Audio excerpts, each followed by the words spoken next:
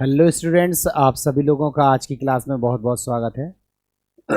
Student, जैसा कि आप सभी को पता है, जनरल ऑर्गेनिक केमिस्ट्री में हम लोग रिजोनेंस को पढ़ रहे थे।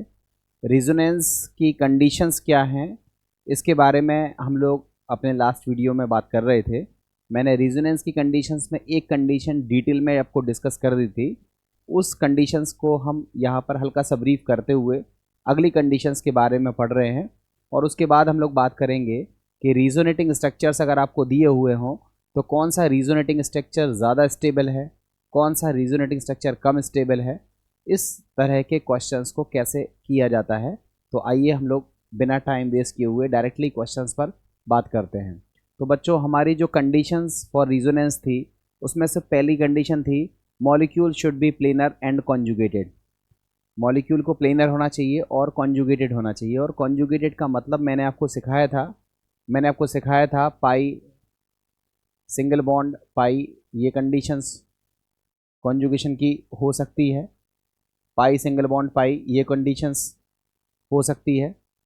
उसके बाद पाई सिंगल बॉन्ड लोन पेयर, ये कंडीशन हो सकती है। और उसके बाद हम लोगों ने बात करी थी pi single bond negative charge, ये भी कंडीशंस आपकी हो सकती है। पाई सिंगल बॉन्ड पॉजिटिव, ये कंडीशंस भी हो सकती है। Pi single bond free radical, ये कंडीशंस भी हो सकती है। और आपने एक कंडीशंस पढ़ी थी plus single bond lone pair. इतनी कंडीशंस अगर होंगी तो हम कहते हैं कि हमारी जो मॉलिक्यूल है उसमें कॉन्जुगेशन की पोजीशन क्रिएट हो रही है और रीजोनेटिंग स्ट्रक्चर्स बनेंगे। रिजोनेंस वगैरह के बारे में मैंने काफ़ी लंबी चौड़ी बात आपको पिछले क्लास में डिस्कस करी थी। मैं हल्का सा बस जस्ट ब्रीफ कर रहा हूँ। तो कॉन्जुगेशन में लिखा था a molecule where delocalization of electron is possible. ऐसा इलेक्ट्रॉन्स, जहाँ इलेक्ट्रॉन्स का डिलोकलाइजेशन पॉसिबल होगा वहाँ कहते हैं कि वहाँ कॉन्जुगेशन है। और इलेक्ट्रॉन्स का डिलोकलाइजेशन कब होगा? जब इन 6 कंडीशंस में से कोई भी कंडीशंस आपको दिखाई दे। जैसे यहाँ पाई सिंगल बॉन्ड पाई कॉन्जुगेशन, ये आप देख सकते हो। यहाँ पर इलेक्ट्रॉन्स का डिलोकलाइजेशन हो रहा है, यहाँ पर देखो इलेक्ट्रॉन्स का डिलोकलाइजेशन हो रहा है, यहाँ देखो इलेक्ट्रॉन्स का डिलोकलाइजेशन हो रहा है, सॉरी, यहाँ देखो इलेक्ट्रॉन्स का डिलोकलाइजेशन हो रहा है इस तरह से, सॉरी,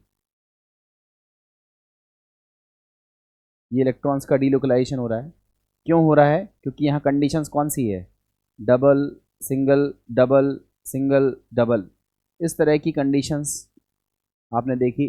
पाई सिंगल पाई का मतलब डबल सिंगल डबल टाइप की कंडीशंस अगर होगी तो कॉन्जुगेशन की स्थिति बनेगी। और वहाँ पर हम देखेंगे कि रिजोनेंस की फर्स्ट कंडीशन जो है वो पूरी हो रही है कि मॉलिक्यूल्स को प्लेनर होना चाहिए और कॉन्जुगेटेड सिस्टम होना चाहिए। तो ये थी हमारे रिजोनेंस की फर्स्ट कंडीशंस। इसमें इन 6 कंडीशंस को मैंने एग्जांपल्स के थ्रू सिखाया था। ये पहली कंडीशन है pi single bond pi conjugation. उसके बाद दूसरी कंडीशन देखो लिखी हुई है pi single bond lone pair, ये दूसरी कंडीशन है। और pi single bond lone pair के बाद हम लोगों ने थर्ड कंडीशंस देखी थी pi single bond negative charge. Fourth condition थी pi single bond positive charge. और उसके बाद हमारी फिफ्थ कंडीशन थी, सॉरी यहीं पे थी, फिफ्थ कंडीशन थी हमारी, फिफ्थ कंडीशन थी ये देखो पाई सिंगल बॉन्ड फ्री रेडिकल। और उसके बाद आखिरी कंडीशन थी लोन पेयर पॉजिटिव, इस तरह का लोन पेयर है और जस्ट सिंगल बॉन्ड के बाद पॉजिटिव चार्ज है। तो इतनी कंडीशंस के बाद हमने देखा था कि कई सारे रीजोनेटिंग स्ट्रक्चर्स आप बना सकते हो। अब रीजोनेटिंग स्ट्रक्चर्स आपने देखा बन सकते हैं। शर्त क्या है कि स्ट्रक्चर कैसा होना चाहिए? प्लेनर और कॉन्जुगेशन की कंडीशंस होनी चाहिए। तो एक क्वेश्चन भी मैंने आपको बताया था which of the following molecules और आयन आर कॉन्जुगेटेड। तो आपको बताना था इसमें कौन कॉन्जुगेटेड है कौन नहीं है। ये मैंने आपको लास्ट क्लास में क्वेश्चंस को सॉल्व करके बता दिया था। मैंने आपको कल लास्ट क्लास में ये भी बताया था कि अगर हमारे पास एक से ज़्यादा पाई बॉन्ड कॉन्जुगेशन में है, जैसे देखो डबल, सिंगल, ट्रिपल, तो यहाँ पर दो दो पाई बॉन्ड है, तो एक पाई बॉन्ड ही रिजोनेंस में पार्टिसिपेट करेगा, मतलब रिजोनेटिंग स्ट्रक्चर बनाने में केवल एक ही पाई बॉन्ड के इलेक्ट्रॉन्स पार्टिसिपेट करेंगे, दूसरे पाई बॉन्ड्स के इलेक्ट्रॉन पार्टिसिपेट नहीं करेंगे। ये चीज़ मैंने आपको लास्ट क्लास में डिस्कस कर दी थी। बच्चों यहाँ पर भी मैंने आपको कंडीशंस बताई थी कि अगर हमारे पास if any conjugated position has pi bond and any one of the following, pi bond है और उसके साथ अगर लोन पेयर है तो फिर वो लोन पेयर कॉन्जुगेशन में पार्टिसिपेट नहीं करेगा। ये सारी बातें मैंने लास्ट क्लास में डिस्कस कर दी थी, आप लोग घर जा कर के या पिछले वीडियो को देख करके इन क्लासों को डिटेल में देख सकते हो। अब बच्चों आज हम लोग जो बात करेंगे वो रिजोनेंस की दूसरी कंडीशंस पर बात करेंगे। सेकंड कंडीशन ऑफ रिजोनेंस के लिए क्या होती है, लिखा है all resonating structure must have the same arrangement of atomic nuclei, resonance differs from the tautomerism in this very important aspect। आपको पता होना चाहिए कि जो रिजोनेंस होता है उसमें एटम्स की पोजीशन नहीं बदलती है, केवल इलेक्ट्रॉन्स का मूवमेंट तो होता है बट इलेक्ट्रॉन्स की पोजीशन नहीं बदलती है। और टॉटोमेरिज्म में क्या होता था, एटम की पोजीशन बदल जाती थी, एटम जो है वो अपनी जगह से कहीं दूसरी जगह लग जाता था और उसको हम लोग बोलते थे टॉटोमेरिज्म। जैसे एग्जांपल के थ्रू देखो RCOOH ये है, अगर ये लोन पेयर, देखो यहाँ पे कंडीशन क्या दिख रही है, double bond, single bond, lone pair है ना, तो ये लोन पेयर अगर इधर आ जाए, इस तरह से स्ट्रक्चर क्रिएट हो जाए, तो ऊपर आएगा माइनस और इस वाले ऊपर आएगा प्लस और सिंगल बॉन्ड की जगह आ जाएगा डबल बॉन्ड, तो इसको हम कहेंगे कि ये रिजोनेटिंग स्ट्रक्चर्स हैं। ठीक है, अब अगर हम नीचे की तरफ एक और एग्जाम्पल को थोड़ा सा नोटिस करें इसको, तो यहाँ देखो CH3, लोगो CH3 C C, यहाँ O था, अब क्या हो गया OH, तो देखो H की जो पोजीशन है वो कहाँ थी, C पर थी, अब वो कहाँ पर आ गई, O पर आ गई। तो आप क्या देख रहे हो कि यहाँ पर पोजीशन ऑफ हाइड्रोजन जो है वो बदल रही है, इलेक्ट्रॉन्स की स्थिति नहीं बदल रही है, इलेक्ट्रॉन की स्थिति तो बाद की चीज़ है, यहाँ तो हाइड्रोजन ने अपनी पोजीशन चेंज कर ली। अभी हाइड्रोजन कार्बन से अटैच था, अब यही हाइड्रोजन किससे अटैच हो गया, ऑक्सीजन से अटैच हो गया।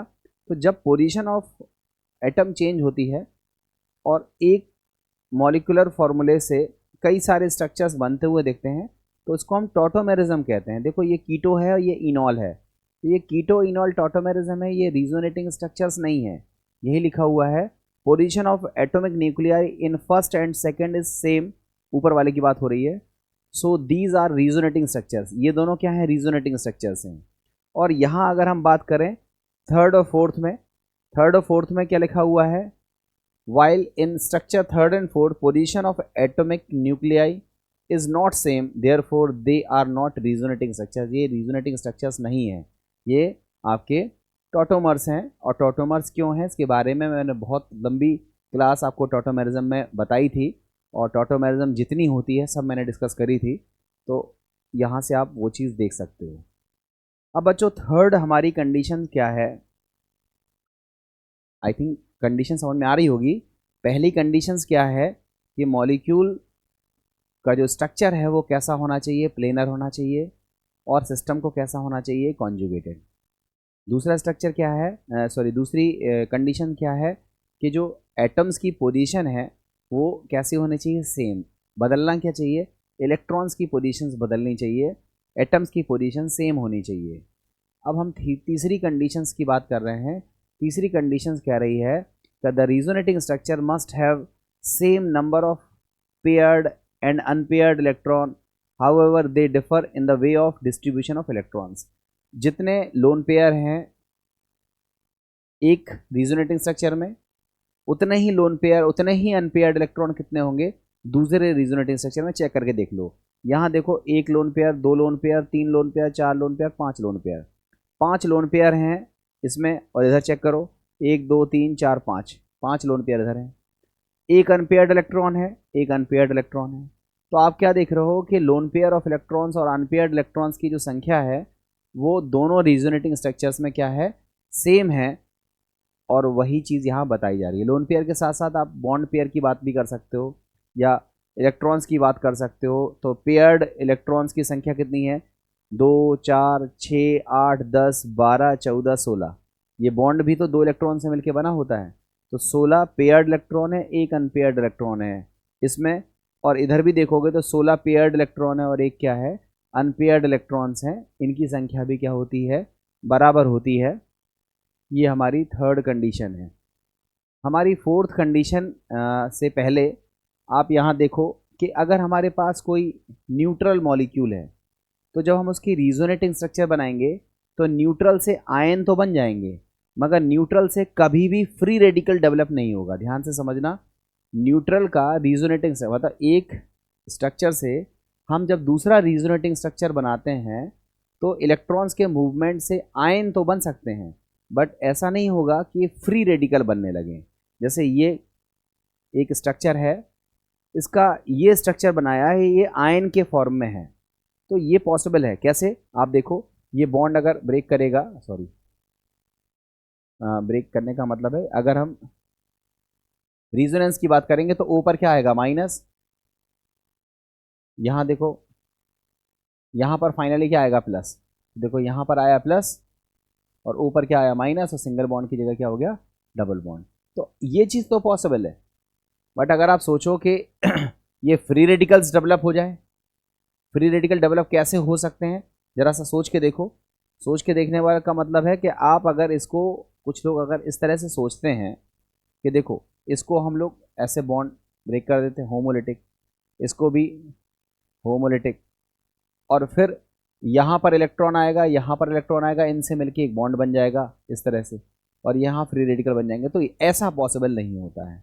ध्यान से समझना, किसी भी न्यूट्रल स्ट्रक्चर से जब आप रिजोनेटिंग स्ट्रक्चर बनाओगे तो वो आयनिक रिजोनेटिंग स्ट्रक्चर तो हो सकते हैं, but free radical type resonating structures नहीं हो सकते हैं। ऐसा लिखा हुआ है, लिखा है neutral molecule can't be canonical form of radical. ये एक एक्स्ट्रा नोट था, ये आपको आना चाहिए। अब रिजोनेंस के लिए एक फोर्थ कंडीशंस भी है। क्या है फोर्थ कंडीशन, उसको देखो। All atom of the resonating structures should follow the octet rule. सभी का ऑक्टेट रूल का फुलफिल होना चाहिए। दैट मीन्स ऐसा ना हो कि इतने सारे स्ट्रक्चर्स बनाने में ध्यान ही उतर जाए कि ऑक्टेट रूल का डिसोबे हो गया। जैसे अगर हम इस ऑक्सीजन की बात करें तो इस ऑक्सीजन के पास कितने इलेक्ट्रॉन है, 2 4 6 और एक बॉन्ड बना रखा है, तो 8। अब अगर ये नेगेटिव चार्ज इस तरह से रिजोनेंस में कन्वर्ट हो जाए तो अब आप देखो इलेक्ट्रॉन्स कितने हैं, 1 2 3 4 5 6, और दूसरा बॉन्ड बन गया तो 7 और 8। तो रिजोनेटिंग स्ट्रक्चर बनाने के दौरान हमें देखना होता है कि ऑक्टेट रूल डिसओबे नहीं होना चाहिए।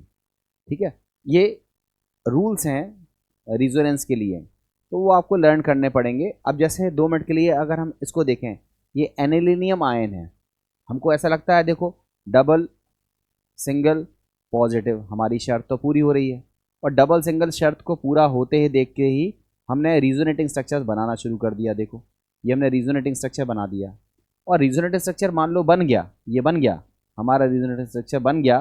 तो आप खुद से सोचो, इस नाइट्रोजन से 3 H जुड़े हैं और 2 इसने बॉन्ड बना रखे हैं। तो आप खुद से बताओ कि अगर ऐसा हुआ तो नाइट्रोजन ने कितने बॉन्ड बनाए, 5, और नाइट्रोजन की वैलेंसी 5 हो ही नहीं सकती। नाइट्रोजन की वैलेंसी अगर ऑक्टेट रूल का पालन अगर किया करेगा नाइट्रोजन, तो नाइट्रोजन की वैलेंसी कितनी हो सकती है, 3। ध्यान से समझना, तो ये चीज़ पॉसिबल ही नहीं है। तो आप अगर इससे रीजोनेटिंग स्ट्रक्चर ये बनाओगे तो ये रीजोनेटिंग स्ट्रक्चर बनेगा ही नहीं। क्यों नहीं बनेगा, क्योंकि यहाँ पर नाइट्रोजन की वैलेंसी कितनी दिख रही है, 5 दिख रही है, जो कि ऑक्टेट रूल में नहीं आती है, इसलिए इसका ये रीजोनेटिंग स्ट्रक्चर नहीं बनेगा। लिखा भी है, nitrogen does not follow its octet rule, hence there are no resonating structure, इसका रीजोनेटिंग स्ट्रक्चर नहीं बनेगा। ठीक है, ये बात यहां बोली गई है। अब आगे देखो, एक और कंडीशन रीजोनेंस के लिए दी हुई है, उस अगली कंडीशंस को देखो। नेक्स्ट कंडीशन में क्या कहा गया है, the energy of different resonating structure must be the same और नियरली द सेम। जो रीजोनेटिंग स्ट्रक्चर बनेंगे वो बनाने से हमें इतना देखना होता है कि उनकी एनर्जी में लगभग सिमिलरिटी होनी चाहिए। जैसे अगर एक की 70 जूल है तो दूसरे की 72, 73, 75, 65 इतना होगा तो डिफरेंस चलेगा, थोड़ा बहुत डिफरेंस होगा इनमें एनर्जीज में तो चलेगा, बट ऐसा नहीं होगा कि एक रीजोनेटिंग स्ट्रक्चर की एनर्जी 10 जूल है और दूसरे की जो है वो 80 जूल है, तो इतना बड़ा गैप नहीं होता है। तो रीजोनेटिंग स्ट्रक्चर बनाने के दौरान हम केवल वही रीजोनेटिंग स्ट्रक्चर एक्सेप्ट करते हैं जिनकी एनर्जीज में बहुत ज़्यादा अंतर नहीं होता है।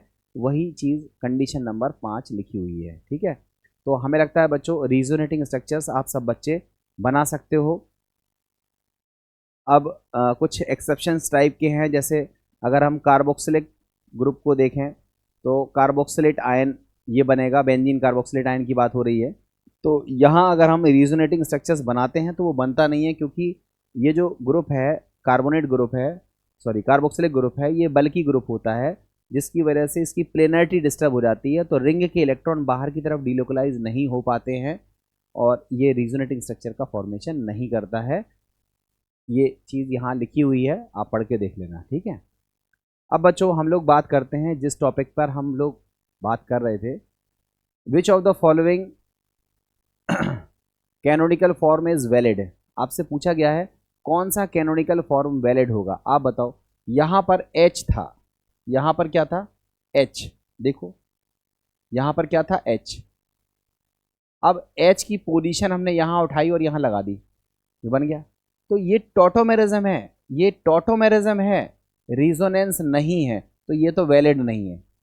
यहाँ देखो ये न्यूट्रल स्ट्रक्चर है, डबल सिंगल डबल, और इससे क्या बना दिया, फ्री रेडिकल। आपको बताया था कि हम न्यूट्रल स्पीशीज का ऐसा रिजोनेटिंग स्ट्रक्चर नहीं बना सकते जिसमें फ्री रेडिकल डेवलप हो जाए, तो ये भी वैलिड नहीं है।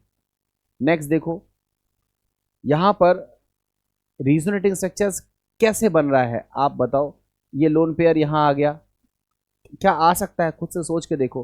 कंडीशन ही पूरी नहीं हो रही है, तो ये भी हमारा वैलिड रीजोनेटिंग स्ट्रक्चर्स नहीं है। मगर जैसे ही हम अगले में आते हैं तो देखो double bond, single bond, lone pair, ये शर्त पूरी हो रही है, ये लोन पेयर अंदर डिलोकलाइज हो जाएगा और इस तरह से ये रीजोनेटिंग स्ट्रक्चर बनेगा। तो ये रीजोनेटिंग स्ट्रक्चर कैसा है, हमारा वैलिड स्ट्रक्चर है। ठीक है, ये रीजोनेटिंग स्ट्रक्चर हमारा कैसा है, वैलिड स्ट्रक्चर है। तो आपसे पूछ रहा है which of the following canonical form is valid, तो 1 2 3 वैलिड नहीं है, डी वाला वैलिड है। ठीक है, अब बच्चों और देखते हैं 1 2 क्वेश्चंस और इसी तरह के। यहाँ देखो, which of the following canonical form is most valid, कौन सा कैनोनिकल फॉर्म मोस्ट वैलिड है, सोचो। ये देखो ये एनालीन है और ये भी एनालीन है, तो ये तो आइडेंटिकल है, दोनों सेम है, ये रिजोनेटिंग स्ट्रक्चर नहीं है तो सेम है। यहाँ पर देखो, यहाँ पर थोड़ा सोच के देखो कि अगर इससे ये बन गया, अब कैसे बना मतलब नहीं है, बट यहाँ देखो नाइट्रोजन की जो वैलेंसी आपको कितनी दिख रही है, 5 दिख रही है, और नाइट्रोजन की वैलेंसी 5 हो नहीं सकती, इसलिए ना तो ये वैलिड है ना ये वैलिड, ये तो आइडेंटिकल इसलिए वैलिड नहीं है। यहाँ नाइट्रोजन की वैलेंसी 5 है इसलिए ये वैलिड नहीं है।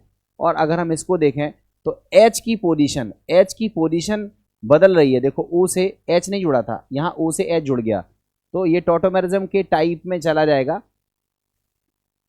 आपका पोजीशन ऑफ एटम चेंज नहीं होना चाहिए, तो रेजोनेंस तो ये नहीं होगा। अब नेक्स्ट वाले में देखो है, तो देखो ये डबल बॉन्ड, सिंगल बॉन्ड, ऊपर लोन पेयर होता है, तो ये लोन पेयर की वजह से ये क्या बनेगा, रीजोनेटिंग स्ट्रक्चर बन जाएगा। तो ये रीजोनेटिंग स्ट्रक्चर बन जाएगा, तो ये वाला फॉर्म क्या हो जाएगा, वैलिड हो जाएगा। ठीक है, ये 3 वैलिड नहीं है और ये वाला फॉर्म कैसा है, वैलिड है। ये चीज़ यहाँ बताई गई है, which of the following canonical form is most valid, तो 4th वाला वैलिड होगा, बाकी 3 वैलिड नहीं होंगे। ठीक है, अब देखो देखें इसमें कुछ और शायद नहीं, इसमें नहीं है स्लाइड में। नेक्स्ट में देखो, नेक्स्ट देखो लिख रहा है which of the following canonical form is invalid, कौन सा इनवैलिड है? तो आप थोड़ा सा चेक करो, ये Cl की पोजीशन यहाँ से यहाँ आ गई, देखो तभी तो ये बना, तो पोजीशन ऑफ Cl चेंज हो रही है, तो ये तो वैलिड नहीं है, ठीक है, सॉरी इनवैलिड है। तो हमें लगता है इनवैलिड पूछा है, तो इनवैलिड में कौन सा फॉर्म इनवैलिड होगा? तो हमें लगता है सॉरी,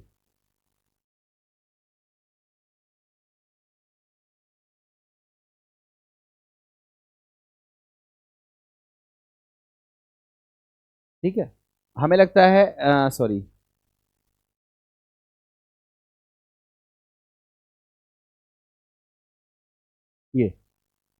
ये वाला फॉर्म कैसा होगा? इनवैलिड। यहाँ देखो न्यूट्रल स्पीशीज है और इससे फ्री रेडिकल बना दिए, तो ये वाला फॉर्म भी कैसा है? इनवैलिड। यहाँ देखो डबल सिंगल डबल, तो अपनी पोजीशन चेंज करके अगर आएगा तो ये वाला डबल हो जाएगा, ये वाला डबल हो जाएगा, ऐसा नहीं होगा कि बीच में 2 सिंगल बॉन्ड छूट जाए, तो ये भी इनवैलिड है। तो इसका जो आंसर होगा वो क्या होगा? ऑल ऑफ दीज, सारे फॉर्म इनवैलिड हैं, कोई भी रिजोनेंस का सही नहीं बनाया है, मतलब ये जो रिजोनेटिंग स्ट्रक्चर बनाए गलत रिजोनेटिंग स्ट्रक्चर हैं, सो दे ऑल आर इनवैलिड, सब के सब क्या हैं? इनवैलिड हैं। तो बच्चों ये रिजोनेटिंग स्ट्रक्चर से रिलेटेड कुछ क्वेश्चंस थे, अगर आपने रिजोनेंस को सही तरीके से पढ़ा है तो आप इन क्वेश्चंस को कर पाओगे। अब बच्चों हम लोग बात करते हैं rules for finding the stability of resonating structures. Resonating structures अगर आपको दिए हों कई सारे, तो कौन सा रिजोनेटिंग स्ट्रक्चर स्टेबल होगा, कौन सा लेस स्टेबल होगा, उसके लिए रूल्स हैं। देखो पहला रूल्स, ध्यान से पढ़ना बच्चों, बहुत सरल टॉपिक है, अगर आपको आ गया तो बहुत सरल है, और नहीं आया तो इसके क्वेश्चन कभी बच्चे कर ही नहीं पाते हैं, ठीक है। देखो पहला रूल क्या है कि अगर हमारे पास दो दो रिजोनेटिंग स्ट्रक्चर दिए हैं तो हम नंबर ऑफ कोवेलेंट बॉन्ड गिनेंगे। देखो मैं सरल तरीका बता रहा हूँ, किताबों में बहुत सारा कुछ लिखा हुआ है, मैं उसको सिंप्लीफाइड वे में बता रहा हूँ। देखो ये रिजोनेटिंग स्ट्रक्चर है और ये दोनों आपस में क्या है? एक दूसरे के रिजोनेटिंग स्ट्रक्चर है। अब जरा सा बॉन्ड गिनो, इसमें कहोगे इसमें तो 2 कोवेलेंट बॉन्ड हैं, देखो 3 H हैं, 2 H हैं, तो तीनों 2 5 H के साथ भी बॉन्ड हैं।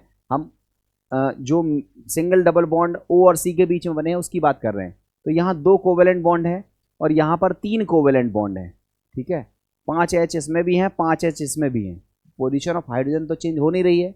यहाँ पर बॉन्ड गिनो, यहाँ 2 हैं, यहाँ 3 हैं, तो जिसमें कोवेलेंट बॉन्ड ज़्यादा होते हैं वो रिजोनेटिंग स्ट्रक्चर ज़्यादा स्टेबल होता है। तो आप बताओ पहले और दूसरे में कौन ज़्यादा स्टेबल होगा? तो second is more stable then one, second has more stable covalent bond, sorry second has more covalent bond, इसमें कोवेलेंट बॉन्ड की संख्या ज़्यादा है, इसलिए इसकी स्टेबिलिटी क्या होगी?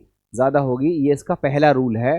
देखो लिखा भी है पहला rule, resonating structure with greater number of covalent bond is more stable, ठीक है, ये रूल आपको समझ आ गया होगा।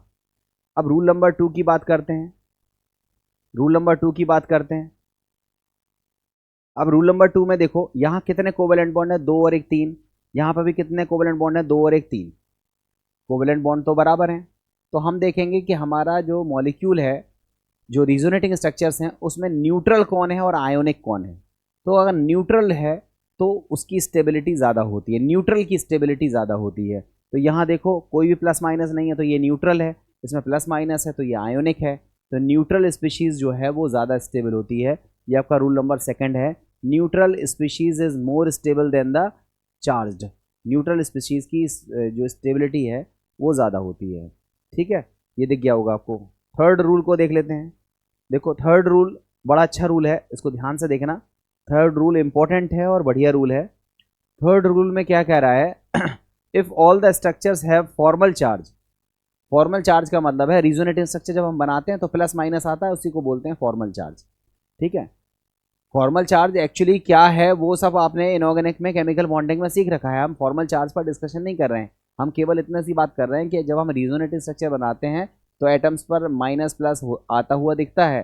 तो अगर हमारा फॉर्मल चार्ज आ गया तो फॉर्मल चार्ज में हम लोग ये देखेंगे कि अगर कोई एटम इलेक्ट्रोनेगेटिव है तो उस पर माइनस आना चाहिए, इलेक्ट्रोनेगेटिव इलेक्ट्रोपॉजिटिव है और उस पर प्लस आ गया है तो ठीक है स्टेबल होगा, इलेक्ट्रोनेगेटिव है माइनस है तो स्टेबल होगा। अगर इसका उल्टा हो गया है तो इलेक्ट्रोनेगेटिव और उस पर प्लस चार्ज आ गया, तब वो अनस्टेबिलिटी को शो करेगा। तो देखो जैसे यहाँ देखो, यहाँ पर ये और ये 2 रिजोनेटिंग स्ट्रक्चर्स बने हुए हैं, थोड़ा सा सोच के देखो, यहाँ पर O पर माइनस है और O पर प्लस है। O कैसा है? इलेक्ट्रोनेगेटिव। ये O पर माइनस है तो ठीक है, यहाँ O पर प्लस आ गया। मगर जैसे ही हम इसका दूसरा रिजोनेटिंग स्ट्रक्चर देखते हैं तो यहाँ देखते हैं हम क्या, O पर प्लस है और C पर क्या है? माइनस। तो O पर प्लस तो यहाँ है, O पर प्लस यहाँ है, ये तो कॉमन हो गया। हम क्या देखेंगे कि माइनस कहाँ पर है, तो यहाँ पर O पर माइनस है और यहाँ पर C पर माइनस है। तो इलेक्ट्रोनेगेटिव एटम कौन सा है? O है। तो O पर क्या होना चाहिए? माइनस। तो ये सेकंड वाला लेस स्टेबल होगा और फर्स्ट वाला क्या होगा? ज़्यादा स्टेबल होगा। तो first is more stable than second, यही लिखा हुआ है, पढ़ के देखो। If all structures have formal charge, the most stable one is that in which the positive and negative charge resides on the most electropositive and most electronegative atom of the species respectively। मतलब अगर हमारे पास resonating structures हैं और उसमें आपको plus minus देखने के लिए मिल रहा है, तो हमको ये देखना पड़ेगा कि जो माइनस होना चाहिए वो इलेक्ट्रोनेगेटिव पर होना चाहिए और प्लस है वो इलेक्ट्रोपॉजिटिव पर होना चाहिए। अगर ऐसा है तब तो स्टेबल होगा, और अगर ऐसा नहीं है, माइनस चार्ज इलेक्ट्रोपॉजिटिव पे आ गया या प्लस चार्ज इलेक्ट्रोनेगेटिव पे आ गया, तो वो अनस्टेबिलिटी को लेकर के आएगा। अब कंपैरिजन कैसे करना है, थोड़ा सा सोचना होगा कंपैरिजन में। जैसे अगर हम बॉन्ड की बात करें तो 1 2 3 4, 4 बॉन्ड यहाँ हैं। यहाँ कितने हैं? 1 2 3 4, 4 बॉन्ड यहाँ हैं। दोनों के दोनों आयोनिक हैं। तो आयोनिक में देखेंगे प्लस कहाँ पर है, माइनस कहाँ पर है? O पर प्लस, O पर प्लस, तो प्लस प्लस तो O पर है, फिक्स हो गया। अब माइनस को चेक करो, यहाँ O पर माइनस है, C पर माइनस है। इलेक्ट्रोनेगेटिव कौन? O। तो O पर माइनस स्टेबिलिटी लाएगा, C पर माइनस लेस स्टेबिलिटी लाएगा। तो first is more stable then second. अगर ये क्लियर हुआ है तो अपन लोग सेकेंड को चेक करो। यहाँ कोवेलेंट बॉन्ड कितने हैं? 2 और 1 3। यहाँ पर कितने बॉन्ड है? 1 और 2 3, 3 कोवेलेंट बॉन्ड है। अब थोड़ा सा देखो, क्या ये न्यूट्रल है? बोलोगे नहीं। क्या ये न्यूट्रल है? बोलोगे नहीं, दोनों आयोनिक हैं। अब आयोनिक हैं तो माइनस चार्ज कहाँ पर है? कहोगे O पर। यहाँ माइनस चार्ज कहाँ पर है? C पर। माइनस चार्ज किस पर होना चाहिए? जो इलेक्ट्रोनेगेटिव होगा। इलेक्ट्रोनेगेटिव कौन है? O। तो O पर इलेक्ट्रोनेगेटिव है तो वो ज़्यादा स्टेबल होगा। That means first is more stable then second. तो आई थिंक आपको 3 रूल समझ में आ गए होंगे। इन 3 रूल से आपको स्टेबिलिटी चेक करने में दिक्कत नहीं होगी। 3 रूल बड़े सरल रूल हैं और तीनों रूल आपको क्लियर हो गए होंगे कि कैसे हम लोग स्टेबिलिटी को निकालते हैं। 1-2 रूल और है, इसको देखो। जो हमारा 4th रूल है ये भी बहुत ज़बरदस्त इंपॉर्टेंट है। इसको हम बोलते हैं चार्ज सेपरेशन। अब बच्चों, चार्ज सेपरेशन का मतलब हुआ कि चार्ज रखे कहाँ हैं। अब आप बताओ, अगर प्लस माइनस 2 तरह के चार्ज हैं तो उनको कहाँ होना चाहिए? नज़दीक। मतलब जो ऑपोजिट चार्जेस हैं वो पास पास होने चाहिए, और सिमिलर चार्जेस को कहाँ होना चाहिए? दूर दूर होना चाहिए। क्यों? सिमिलर चार्जेस के बीच में रिपल्शन लगता है, अगर दूर दूर रहेंगे तो कम रिपल्शन लगेगा, स्टेबिलिटी आएगी। और प्लस माइनस के बीच में, अपोजिट चार्जेस के बीच में अट्रैक्शन लगता है, तो उनको पास में होना चाहिए। पास में होने से अट्रैक्शन होगा, अट्रैक्शन होने से स्टेबिलिटी आएगी। तो कहने का मतलब है, अगर हमारे पास चार्ज स्पीशीज़ है तो हम पहले ये देखेंगे माइनस कहाँ है, प्लस कहाँ है। अगर माइनस प्लस को लेकर के हम डिसीजन नहीं ले पा रहे हैं तो फिर हम ये भी देखेंगे कि माइनस प्लस क्या नज़दीक हैं या दूर दूर हैं। प्लस प्लस नज़दीक हैं या दूर दूर है, माइनस माइनस नज़दीक हैं या दूर है। मतलब हम चार्ज सेपरेशन की भी बात करेंगे। अगर ऑपोजिट चार्ज है तो नज़दीक होना चाहिए, और अगर सिमिलर चार्जेस है तो एक दूसरे से उन्हें कहाँ होना चाहिए? दूर दूर होना चाहिए। ये चार्ज सेपरेशंस के बारे में बात है, यही लिखा हुआ है।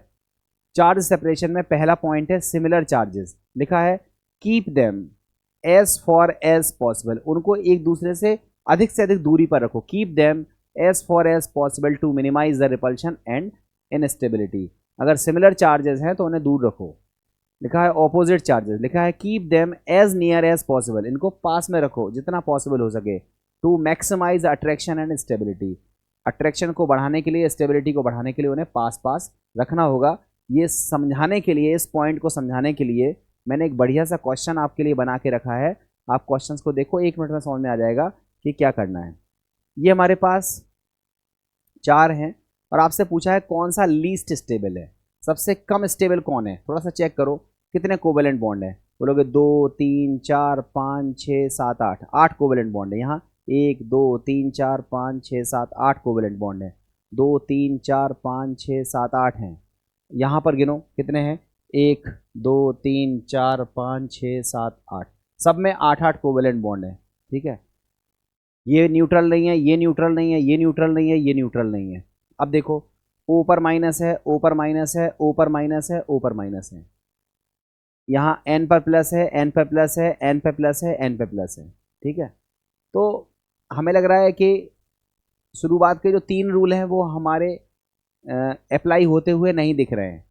अब हम देखें कि प्लस माइनस हैं कहाँ, तो आप देखो यहाँ पर प्लस प्लस नज़दीक है ना, यहाँ पर प्लस माइनस नज़दीक है, प्लस माइनस नज़दीक है, प्लस माइनस देखो यहाँ plus minus plus minus plus minus, यहाँ plus minus plus minus plus plus दूर दूर है।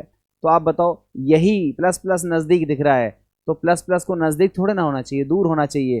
तो सबसे कम स्टेबल पूछ रहा है, तो इसका जो आंसर होगा वो कौन सा होगा, ए।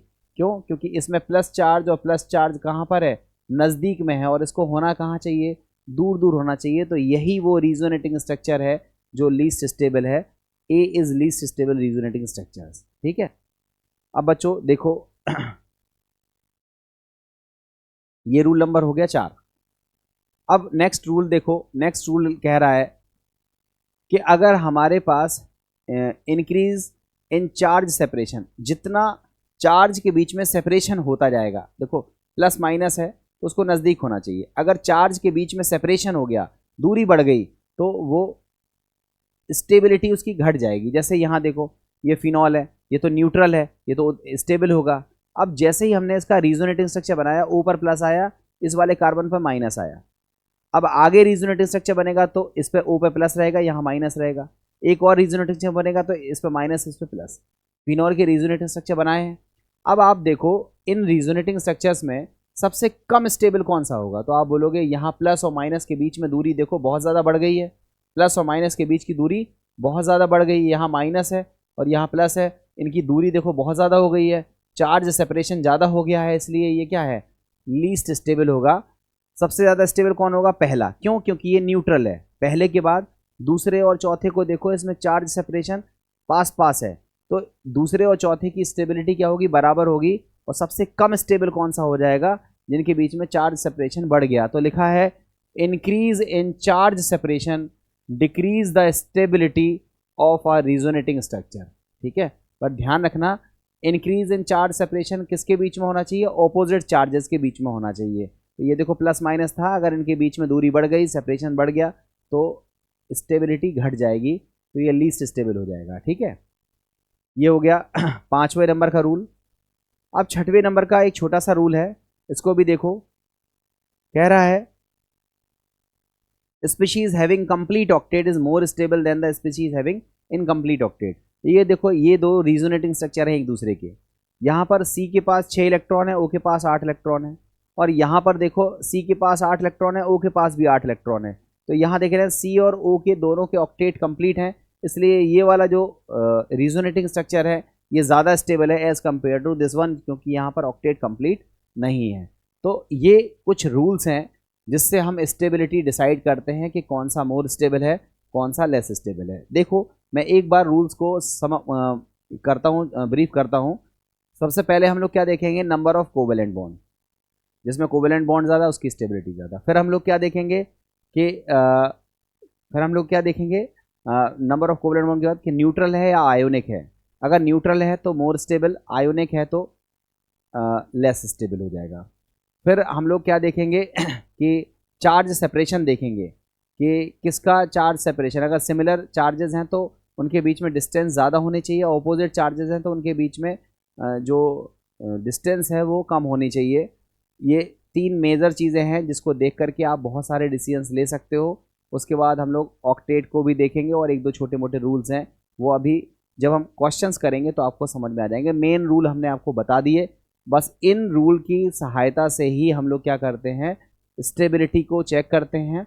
और स्टेबिलिटी चेक कैसे की जाती है उसके लिए मैंने कुछ क्वेश्चंस आपको बना रखे हैं, आप चेक करो और बताओ कि कौन सा स्टेबल है, कौन सा लेस स्टेबल है। लिखा है arrange the arrange in the order of stability, ये कुछ रीजोनेटिंग स्ट्रक्चर्स हैं, पहला दूसरा तीसरा कौन ज़्यादा स्टेबल है ये आपको बताना है। देखो कितने कोवेलेंट बॉन्ड है, 2 3 4, यहाँ 3, यहाँ कितने 3, तो सबसे ज़्यादा स्टेबल कौन सा हो गया, पहला। अब दूसरे को देखो, ओ पर माइनस है, सी पर प्लस है, ठीक है। देखो ओ पर माइनस माइनस माइनस, यहाँ पर ओ पर प्लस आ गया, 2 ओ पर माइनस है, ठीक है, बट यहाँ पर ओ पर प्लस है, तो ओ पर प्लस नहीं होना चाहिए, ओ इलेक्ट्रोनेगेटिव एटम है तो ओ पर माइनस ही होना चाहिए।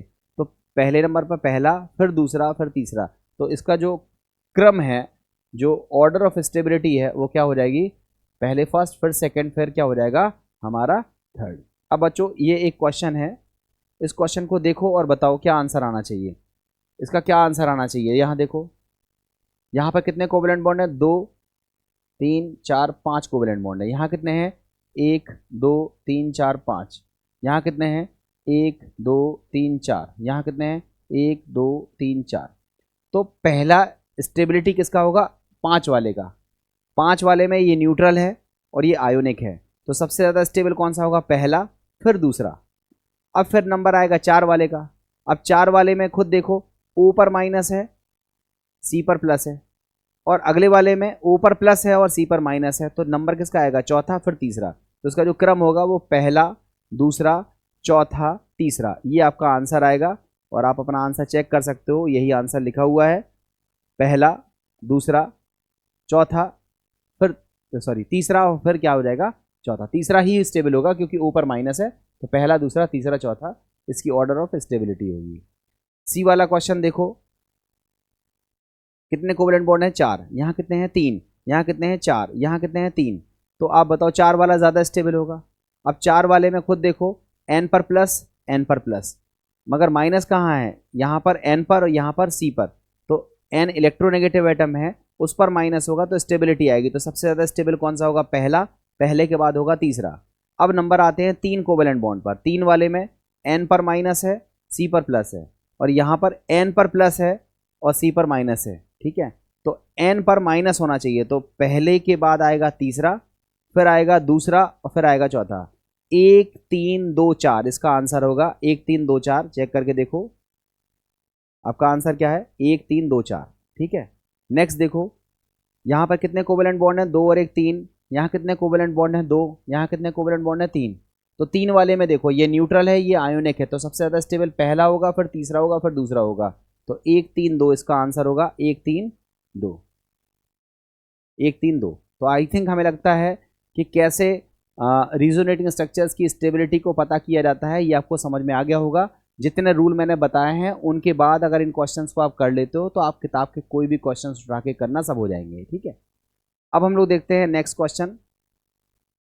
नेक्स्ट क्वेश्चन में देखो, arrange in the order of stability. देखो यहाँ देखो कितने कोवेलेंट बॉन्ड है, 3, यहाँ कितने कोवेलेंट बॉन्ड है, 3, यहाँ पर n पर प्लस है और यहाँ पर n पर प्लस नहीं है, तो ऐसा लगता है जैसे 2 is more stable then first, 2 is more stable then first होना चाहिए, बट ऐसा होगा नहीं। क्यों? क्योंकि यहाँ नाइट्रोजन ने 5 बॉन्ड बना लिए और नाइट्रोजन 5 बॉन्ड कभी बनाता नहीं है, तो ये भी देखना है कि ऑक्टेट रूल कंप्लीट हो रहा है नहीं हो रहा है।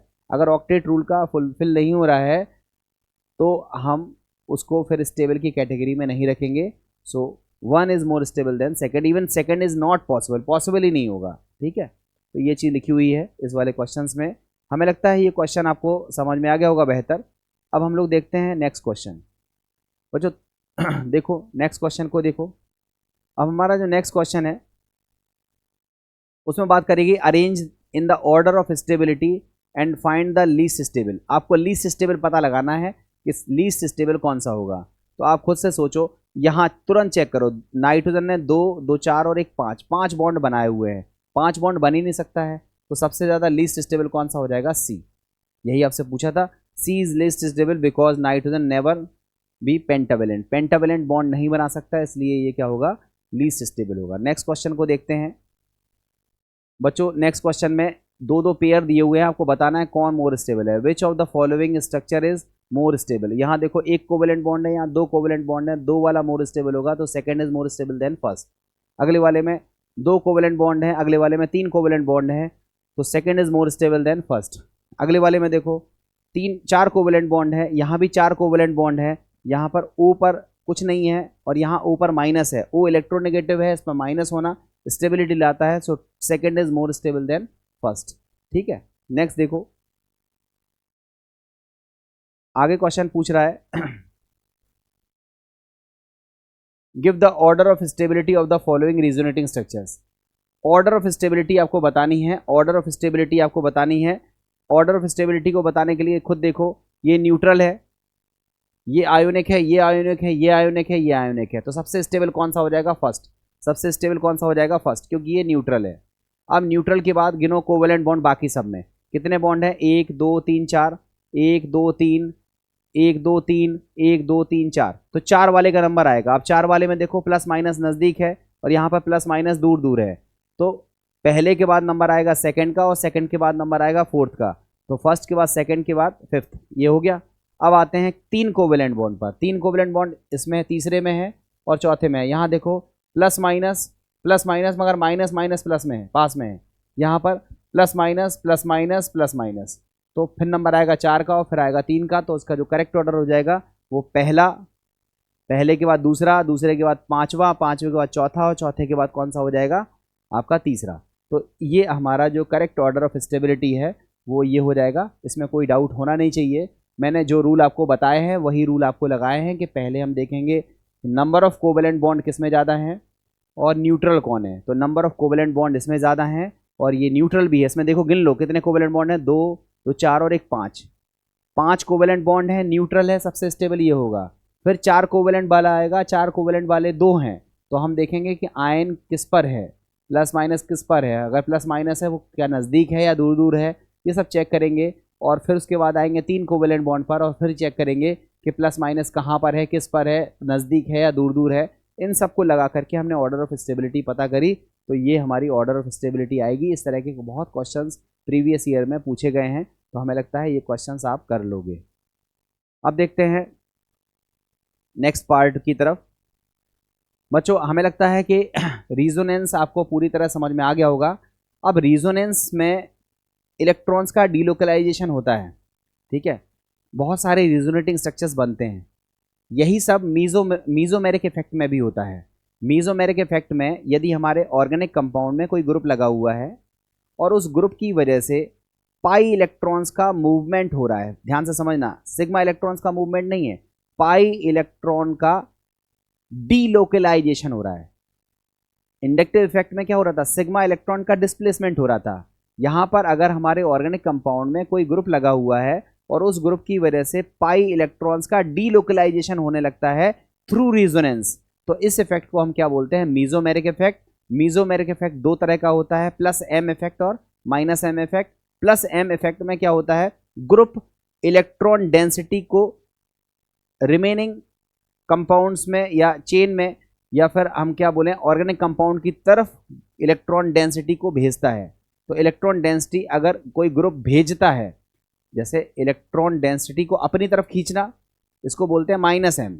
इलेक्ट्रॉन डेंसिटी को टूवर्ड्स द कार्बन चेन भेजना, इसको हम क्या बोलते हैं? Plus M effect. जैसे माइनस आई और प्लस आई था, उसी तरह से माइनस एम और प्लस एम है, बट अंतर इतना सा है कि आई इफेक्ट में सिग्मा इलेक्ट्रॉन का डिस्प्लेसमेंट हो रहा था, मूवमेंट हो रहा था, और यहाँ पर क्या हो रहा है? डीलोकलाइजेशन ऑफ पाई इलेक्ट्रॉन है, even permanent delocalization of pi electrons हो रहा है, तो इसको हम क्या बोलते हैं? Mesomeric effect. तो बच्चों मीजोमेरिक इफेक्ट थोड़ा सा अंतर है मीजोमेरिक इफेक्ट और रिजोनेंस में। रिजोनेंस एक बड़ी कंडीशन है और रिजोनेंस के अंदर आता है हमारा मीजोमेरिक इफेक्ट। पढ़ के देखो, खुद ही समझ में आ जाएगा। मीजोमेरिक इफेक्ट सिंपल इफेक्ट है, लिखा है permanent polarity produced in organic molecule due to complete transfer of pi bonded electron or lone pair of electron in conjugated molecule is known as mesomeric effect। ठीक है, अब mesomeric effect के बारे में कुछ और पॉइंट्स हैं, लिखा है this effect transfer from one end to other in the molecule through conjugation. मतलब अगर इलेक्ट्रॉन्स का मूवमेंट स्टार्ट हुआ तो ये मूवमेंट तब तक होता रहेगा जब तक एक कोने से दूसरे कोने तक इलेक्ट्रॉन्स पूरी तरह से मूव नहीं कर जाते। तो एक सिरे से शुरू होगा तो दूसरे सिरे तक ये मूवमेंट होता जाएगा। लिखा है mesomeric effect is distance independent. Mesomeric effect पर डिस्टेंस का कोई इफेक्ट नहीं पड़ता है। जैसे अपन लोगों ने इंडक्टिव इफेक्ट में पढ़ा था कि ये 3 कार्बन तक लगता है, 3 कार्बन से आगे जाएंगे तो इंडक्टिव इफेक्ट की वैल्यू क्या हो जाती है, डिक्रीज करती जाती है। तो वो चीज़ यहाँ देखने के लिए नहीं मिलेगी। मीजोमेरिक इफेक्ट क्या होता है, डिस्टेंस इंडिपेंडेंट होता है, इस पर डिपेंड नहीं करता है डिस्टेंस पर। आगे लिखा है टाइप्स ऑफ मीजोमेरिक इफेक्ट। तो 2 टाइप्स के होते हैं, प्लस एम और माइनस एम। आप खुद से देखो, अगर ये देखो हमारे पास एक ग्रुप लगा हुआ है, ये ग्रुप है। अब बताओ ग्रुप लगने के बाद इलेक्ट्रॉन कहाँ जा रहे हैं, टूवर्ड्स द ग्रुप। देखो ग्रुप के पास जा रहे हैं इलेक्ट्रॉन्स, मतलब ग्रुप जो है वो इलेक्ट्रॉन्स को अपनी ओर खींच रहा है, इसलिए ऐसे ग्रुप को क्या बोलते हैं, माइनस एम ग्रुप, और इस इफेक्ट को बोलते हैं माइनस एम इफेक्ट। यहां देखो ये ग्रुप है, इस ग्रुप ने अपने लोन पेयर को कहां भेज दिया, टूवर्ड्स द कार्बन चेन। तो ग्रुप ने इलेक्ट्रॉन को रिलीज कर दिया, इलेक्ट्रॉन रिलीज कर रहा है, but through resonance electrons release हो रहा है, और डिस्प्लेसमेंट ऑफ पाई इलेक्ट्रॉन्स देखने के लिए मिल रहा है, डीलोकलाइजेशन ऑफ पाई इलेक्ट्रॉन देखने के लिए मिल रहा है। So it is called plus M group, इसको बोलेंगे प्लस एम ग्रुप। मतलब ऐसे ग्रुप जो पाई इलेक्ट्रॉन को अपनी तरफ खींचें उसको बोलते हैं माइनस एम, और ऐसे ग्रुप जो इलेक्ट्रॉन को अपने से दूर भेजें, रिलीज करें, रिलीज करें, डोनेट करें, उसको बोलते हैं माइनस एम ग्रुप। ठीक है, अब जो माइनस एम ग्रुप होते हैं, मतलब जो इलेक्ट्रॉन्स को अपनी ओर खींचते हैं, वो न्यूक्लियोफिलिक रिएक्शंस को शो करते हैं, और अगर इलेक्ट्रॉन को रिलीज करता है कोई ग्रुप, दैट मीन्स वो प्लस एम ग्रुप होता है, तो वो इलेक्ट्रोफिलिक रिएक्शन को शो करता है। ये टाइप ऑफ रिएक्शन है, मैंने आपको बताया था मैकेनिज्म में हमें आगे पढ़नी होती हैं बट हमारे पास लेक्चर्स की संख्या सीमित होने की वजह से हम टाइप ऑफ रिएक्शंस को यहाँ डिस्कस नहीं करेंगे। हम टाइप ऑफ रिएक्शन को आने वाले टॉपिक्स में डिस्कस कर देंगे, जब हम एल्कोहल पढ़ाएंगे, हेलोएल्केन हेलोएरीन पढ़ाएंगे, एल्डिहाइड कीटोन पढ़ाएंगे, तो हम टाइप ऑफ रिएक्शन को वहाँ डिस्कस कर देंगे। अभी डिस्कस करने से हमारा जीओसी का टॉपिक बहुत लंबा हो जाएगा, इतने लेक्चर्स हमारे पास अवेलेबल ही नहीं है, इसलिए हम इन टॉपिकों को यहीं तक सीमित रखेंगे। अब देखो माइनस एम इफेक्ट कौन शो करता है, याद रखना, ये सपोज दैट की एटम है, इसको बोलते हैं की एटम। की एटम का मतलब है अगर हमारी चेन से, देखो अगर हमारी चेन से, जैसे मान लो चेन का मतलब है अगर हमारे पास ये भी कोई लंबी सी चेन है, अगर चेन से आर से ये कोई कार्बन जुड़ा हुआ है, ये कोई ग्रुप जुड़ा हुआ है, और अगर उस ग्रुप ने डबल बॉन्ड बनाया हुआ है, ट्रिपल बॉन्ड बनाया हुआ है, दैट मीन्स मल्टीपल बॉन्ड बनाया हुआ है, तो वो माइनस एम इफेक्ट शो करेगा। देखो यहाँ पर की एटम ने मल्टीपल बॉन्ड बनाया है, यहाँ पर देखो की एटम ने मल्टीपल बॉन्ड बनाया है, यहाँ पर की एटम ने मल्टीपल बॉन्ड बनाया हुआ है, यहाँ देखो की एटम ने मल्टीपल बॉन्ड बनाया हुआ है, यहाँ पर देखो की एटम ने मल्टीपल बॉन्ड बनाया हुआ है, इवन 2-2 बार मल्टीपल बॉन्ड बनाया हुआ है।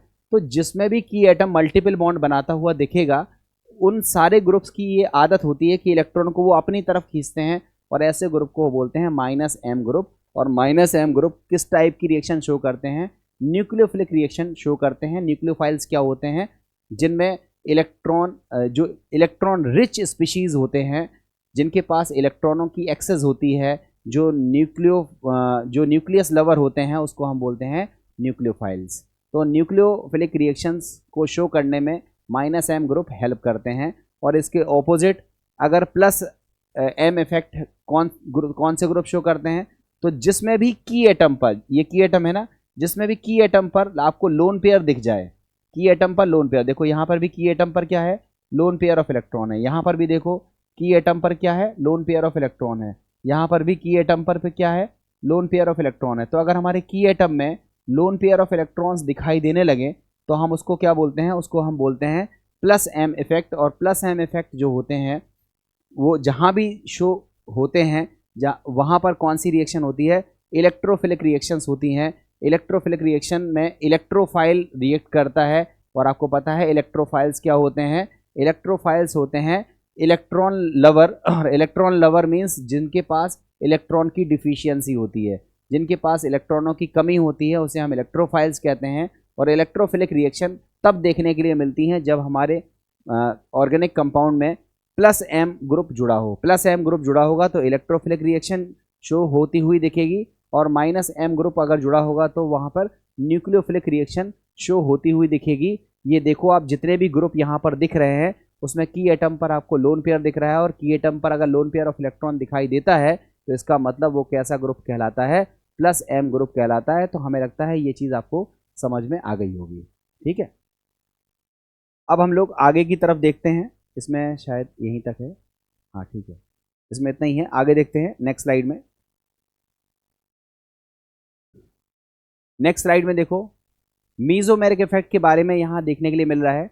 देखो यहाँ डबल सिंगल डबल, और यहाँ एक ग्रुप है, और उस ग्रुप पर क्या मौजूद है, उस ग्रुप पे क्या मौजूद है, लोन पेयर ऑफ इलेक्ट्रॉन। और लोन पेयर ऑफ इलेक्ट्रॉन जब यहाँ जाएगा, या ये ग्रुप जो है वो इलेक्ट्रॉन डेंसिटी को दूर भेजेगा और पाई इलेक्ट्रॉन मूव होने लगेगा, तो ऐसे इफेक्ट को हम बोलते हैं मीजोमेरिक इफेक्ट। और मीजोमेरिक इफेक्ट में ये जो ग्रुप है ये कैसा ग्रुप है, ये इलेक्ट्रॉन डेंसिटी को अपने से दूर भेज रहा है। दैट मीन्स ये कैसा ग्रुप है, ये प्लस एम ग्रुप है। ये कैसा ग्रुप है, प्लस एम ग्रुप है। तो लिखा है lone pair of electron donates through resonance. यहाँ देखो, यहाँ पर भी देखो डबल सिंगल डबल, और यहाँ एक ग्रुप लगा हुआ है जिसमें की एटम ने डबल बॉन्ड बनाया हुआ है। तो आप बताओ यहाँ पर इलेक्ट्रॉन को ये खींच रहा है, अपनी तरफ खींच रहा है, और फिर रीजोनेटिंग स्ट्रक्चर्स बनेंगे। तो यहाँ पर ये जो ग्रुप है ये कैसा ग्रुप है, ये माइनस एम ग्रुप है। ये इलेक्ट्रॉन्स को विड्रॉ कर रहा है, तो लिखा है इलेक्ट्रॉन विड्रॉ थ्रू रेजोनेंस। तो ये माइनस एम है और ये वाला प्लस एम है। ठीक है, आगे लिखा हुआ है आगे लिखा हुआ है इफ एनी ग्रुप और atom donates oblique withdraw electrons through resonance, and because of this polarity develop between atoms of conjugated system, this effect is known as mesomeric effect। mesomeric effect की ये डेफिनेशन है। आप चाहो तो वो पहले जो मैंने डेफिनेशन डिस्कस करी थी आप वो लिख सकते हो, आप चाहो तो इस वाली डेफिनेशन को लिख सकते हो। ठीक है, अब बच्चों यहाँ पर एक चीज़ समझने वाली है कि जब वो ग्रुप लगा होगा तो पाई इलेक्ट्रॉन्स का मूवमेंट परमानेंटली हो जाएगा, और हमारा जो कंपाउंड है उसमें कई सारी रेजोनेटिंग स्ट्रक्चर्स तो बनेंगी बट उसमें पोलैरिटी परमानेंटली डेवलप हो जाएगी, तब हम उसको मेसोमेरिक इफेक्ट कहेंगे। अगर आप देखो ये 1,3 ब्यूटाडाइन है, ठीक है, यहाँ पर भी पाई इलेक्ट्रॉन्स का मूवमेंट होगा, इसमें भी रेजोनेटिंग स्ट्रक्चर बनेंगे बट इसमें परमानेंट पोलैरिटी अपने आप डेवलप नहीं होगी। यहाँ पर कोई ग्रुप नहीं लगा हुआ है, यहाँ डबल सिंगल डबल सिचुएशन जरूर कॉन्जुगेशन की है, तो यहाँ रेजोनेटिंग स्ट्रक्चर्स तो बनेगा, यहाँ रेजोनेंस इफेक्ट तो शो होगा, बट यहाँ मीजोमेरिक इफेक्ट शो नहीं होगा। मीजोमेरिक इफेक्ट शो होने के लिए कॉन्जुगेशन की कंडीशंस के साथ साथ एक ऐसा ग्रुप अटैच होना चाहिए जो या तो इलेक्ट्रॉन को विड्रॉ करे या इलेक्ट्रॉन को रिलीज करे। तो ऐसी सिचुएशन अगर डेवलप होती है तब वो मीजोमेरिक इफेक्ट शो होगा। अगर केवल कॉन्जुगेशन की पोजीशन रहती है और कार्बन कार्बन कार्बन के बीच में कॉन्जुगेशन होता हुआ दिखता है तो हम रिजोनेटिंग स्ट्रक्चर्स बना जरूर देते हैं, बट वो रिजोनेटिंग स्ट्रक्चर उसकी परमानेंट पोलैरिटी की वजह से नहीं आते हैं। वो रिजोनेटिंग स्ट्रक्चर तो हम उसकी प्रॉपर्टीज़ को एक्सप्लेन करने के लिए बनाते हैं, इसलिए हम उस इफेक्ट को रिजोनेंस इफेक्ट कहते हैं, मीजोमेरिक इफेक्ट नहीं कहते हैं। तो आप ऐसा कह सकते हो कि जितना भी मीजोमेरिक इफेक्ट है वो रिजोनेंस इफेक्ट तो हो सकता है, मगर सारा का सारा रिजोनेंस इफेक्ट मीजोमेरिक इफेक्ट नहीं हो सकता है। ये कंडीशंस आपको याद रखनी चाहिए और ये यहाँ लिखी हुई है। देखो double C double bond C single bond C double bond C, ये जो कंडीशंस है ये रिजोनेंस लिखा है ना, it shows resonance effect but do not show mesomeric effect. ये मीजोमेरिक इफेक्ट शो नहीं कर रहा है। तो आपने एक इंपॉर्टेंट नोट लिखा हुआ है, उस नोट को आपको पढ़ना चाहिए। All resonance effect are not mesomeric effect. जैसे ये रिजोनेंस है बट ये मीजोमेरिक इफेक्ट नहीं है, तो all resonance effect are not mesomeric effect but all mesomeric effects are resonance effect. क्योंकि मीजोमेरिक इफेक्ट में जो भी रिजोनेटिंग स्ट्रक्चर्स बनती हैं वो रिजोनेटिंग इफेक्ट में ही आती हैं। इसलिए कभी कभी आपने देखा किताब में एम इफेक्ट लिखा रहता है या आर इफेक्ट लिखा रहता है, तो आर इफेक्ट मतलब रिजोनेंस इफेक्ट। हर एक मीजोमेरिक इफेक्ट रिजोनेंस इफेक्ट कहलाता है, तो कभी कभी एम इफेक्ट की जगह आर इफेक्ट लिखा हुआ मिल जाता है। मगर रिजोनेंस इफेक्ट को आप मीजोमेरिक नहीं लिख सकते हो, एम को आप आर लिख सकते हो मगर आर को आप एम नहीं लिख सकते हो। ऐसी बात यहाँ लिखी हुई है, ये चीज़ आपको समझ में आ रही होगी। और उसी चीज़ से रिलेटेड यहाँ पर कुछ बातें और लिखी हुई हैं, पढ़ के देखो बच्चों। इनको बनाने में बहुत टाइम लग गया। अगर ये चीज़ मैं बना करके आपको दे रहा हूँ तो आप ऐसा समझ लीजिए मैं आपको नोट्स प्रोवाइड कर रहा हूँ। बच्चों समझाने में और आपको रिकॉल करने में ज़रूरत इस बात की होती है कि आपके पास कुछ रिटन मटेरियल हो। तो ये रिटन मटेरियल मैंने बनाया है, इसको बनाने में बहुत टाइम लगा है, आपको मैंने डिलीवर किया है, आप इसको लिख लीजिएगा, आपके लिए फ्यूचर में भी काम आएगा। ज़रूरी नहीं है कि आप जब तक नीट जेईई की तैयारी कर रहे हो तभी तक आपको ये केमिस्ट्री पढ़नी है। इट मे बी पॉसिबल, अगर हो सकता है कुछ बच्चों का टारगेट चेंज हो जाए, किसी बच्चे का सिलेक्शन ना हो पाए या किसी बच्चे के नंबर अच्छे ना आ पाए, अच्छी रैंक ना आ पाए और उसे किसी वजह से केमिस्ट्री को या अपनी तैयारी को ड्रॉप करना पड़े, तो हो सकता है उसकी तैयारी आगे चल करके एकेडमिक की तरफ मूव कर जाएगी। हो सकता है वो बीएससी एमएससी करे या हो सकता है वो अपनी लाइन को चेंज करके केमिस्ट्री की उसे आगे फ्यूचर ज़रूरत पड़ेगी। तो ये सब बच्चों बेसिक चीज़ें हैं, ये सब चीज़ें आपको बहुत ज़रूरी है और ये अगर आपको नहीं आती हैं तो आपको बड़ी समस्या होती है। और ये सब चीज़ें किताब में इतनी कंफ्यूजिंग हैं, इतना ज़्यादा क्लेरिफाई नहीं है या नंबर ऑफ़ एग्जाम्पल्स कम दिए रहते हैं, तो बच्चे का कॉन्सेप्ट क्लियर नहीं हो पाता है। और कोई भी टीचर बताता है तो उसके पास टाइम की शॉर्टेज रहती है, सीमित समय रहता है, तो सीमित समय में वो सीमित चीज़ें ही बता पाता है। मैंने आपको जितनी वाइड से वाइड, जितना डिटेल से डिटेल हम जा सकते हैं उतना डिटेल से डिटेल हमने आपको इसका थ्योरी डिस्कस किया है। अब जिम्मेदारी आपकी है कि आप उसको घर पर रिकॉल कैसे करते हो, ठीक है। तो देखो लिखा है the polarity developed between atoms of a conjugated system by electron transfer of pi electron is known as mesomeric effect.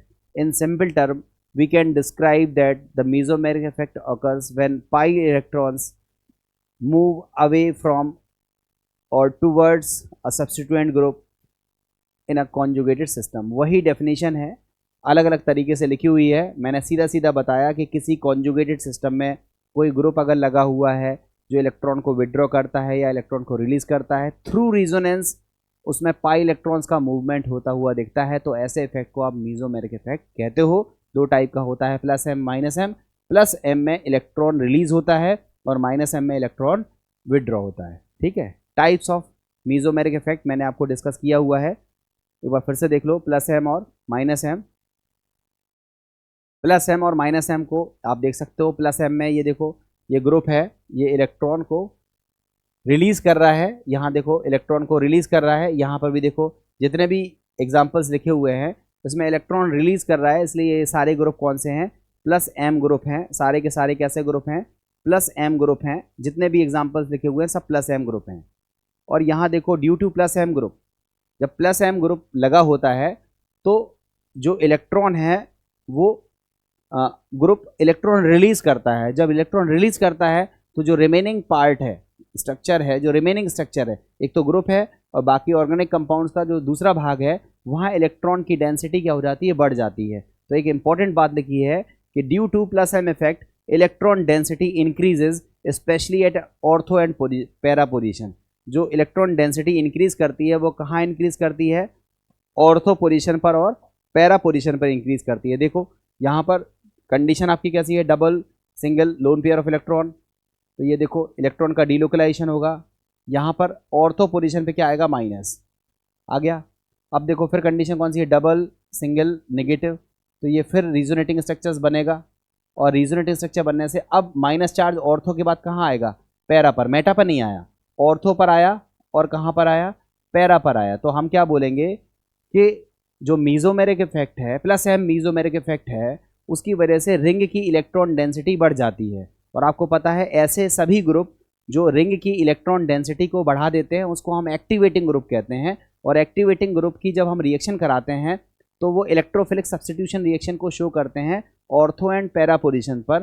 तो आपसे पूछा जाता है कि why activating groups are ortho and para directional group क्यों होते हैं, तो आप उसमें बता सकते हो कि एक्टिवेटिंग ग्रुप्स जो होते हैं वो इलेक्ट्रॉन डेंसिटी को कहाँ इंक्रीज करते हैं, ऑर्थो पर इंक्रीज करते हैं और पैरा पर इंक्रीज करते हैं। इसलिए इलेक्ट्रोफाइल आकर के अटैक कहाँ करता है, ऑर्थो पर और पैरा पर अटैक करता है। इसलिए जो इलेक्ट्रोफिलिक सब्स्टिट्यूशन रिएक्शंस होती हैं वो कहाँ पर होती हैं, ऑर्थो और पैरा पोजीशंस पर होती हैं। ये यहाँ पर दिखाया गया है। आपको क्या याद रखना है कि प्लस एम ग्रुप होते हैं वो इलेक्ट्रॉन डेंसिटी को क्या कर देते हैं, इंक्रीज करते हैं। और कहाँ इंक्रीज करते हैं, ऑर्थो और पैरा पर, ठीक है। आगे लिखा हुआ है, if the group attach to the benzene or any conjugated system have lone pair or negative charge, then this type of group known as plus M group. मैंने पहले ही बताया कि की एटम पर लोन पेयर होना चाहिए या नेगेटिव चार्ज होना चाहिए, तो ऐसे ग्रुप को हम क्या बोलते हैं, प्लस एम ग्रुप कहते हैं। इलेक्ट्रॉन डेंसिटी को ये बढ़ा देते हैं, और इलेक्ट्रॉन डेंसिटी कहाँ बढ़ती है, ऑर्थो पर और पैरा पर बढ़ती है। अब बच्चों कुछ हमने प्लस एम ग्रुप लिखे हुए हैं। प्लस एम ग्रुप कौन से हैं, पहले नेगेटिव चार्ज वाले, क्योंकि नेगेटिव चार्ज वाले इलेक्ट्रॉन को रिलीज करना उनके लिए आसान रहता है। फिर लोन पेयर वाले, क्रम है ये ध्यान रखना, CH2 की इलेक्ट्रोनेगेटिविटी सबसे कम होती है, इसलिए सबसे ज़्यादा इलेक्ट्रॉन डोनेट करता कौन है, CH2। तो सबसे ज़्यादा प्लस एम पावर किसकी है, CH2 माइनस की। CH2 माइनस के बाद किसकी है, NH की। NH के बाद है O माइनस की, देन NH2 NHR, फिर NR2, देन OH OR, और उसके बाद है एनिलाइड, और देन क्या है OCO CH3। तो ये हमारा प्लस एम पावर का क्रम है, इसको आप याद रखिएगा क्योंकि इसकी ज़रूरत आपको क्वेश्चंस के दौरान पड़ती है। अब माइनस एम की बात करते हैं। तो बच्चों माइनस एम में हमने क्या बताया कि प्लस एम में होता है इलेक्ट्रॉन रिलीज करता है, और माइनस एम ग्रुप वाला क्या करता है, इलेक्ट्रॉन्स को विड्रॉ करता है। तो लिखा हुआ है इफ द ग्रुप और एटम विड्रॉ और pull the electrons through resonance then this effect is known as minus M effect, and the group which do is known as minus M group. अगर कोई ग्रुप ऐसा करता है तो उसको हम क्या बोलते हैं, माइनस एम ग्रुप कहते हैं।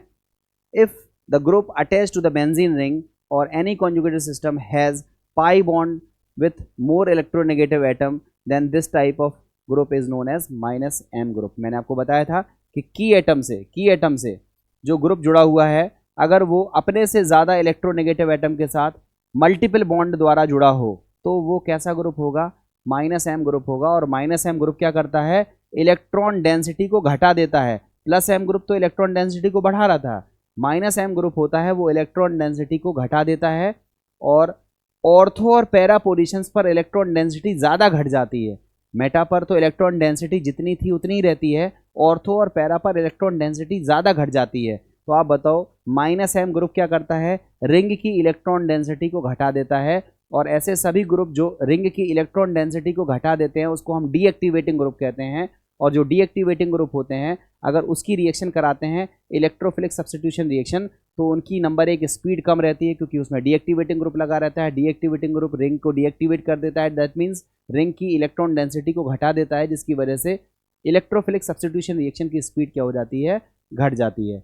मगर जब हम इलेक्ट्रोफिलिक सब्स्टिट्यूशन रिएक्शन कराते हैं तो ये ऑर्थो और पैरा पर नहीं होती है। क्यों, ऑर्थो और पैरा पर इलेक्ट्रॉन डेंसिटी ज़रूरत से ज़्यादा घट जाती है। हाँ, इलेक्ट्रोफिलिक सब्स्टिट्यूशन रिएक्शन कहाँ पर होती है, मेटा पोजीशंस पर। तो ध्यान रखना, activating group are ortho and para directional group, और डीएक्टिवेटिंग ग्रुप्स कैसे होते हैं, meta directional group for electrophilic substitution reaction. ध्यान से समझना, बेंजीन हमारी एक एरोमेटिक कंपाउंड्स है, इसमें हाई डिग्री ऑफ अनसैचुरेशन है, बट उसके बावजूद भी इसमें एरोमेटिक कैरेक्टर होने की वजह से ये सैचुरेटेड हाइड्रोकार्बन की तरह बिहेव करती है और सब्स्टिट्यूशन रिएक्शन को शो करती है।